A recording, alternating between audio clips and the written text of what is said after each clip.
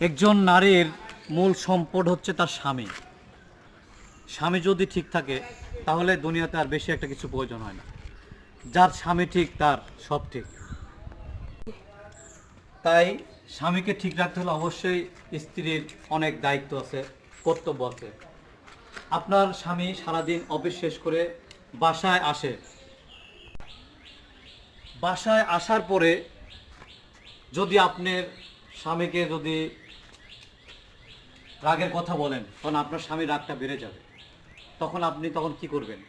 এজন্য এমন কথা বলুন যেন আপনার স্বামী সারাদিনের দুঃখ, কষ্ট, বেদনা ভুলে যায়।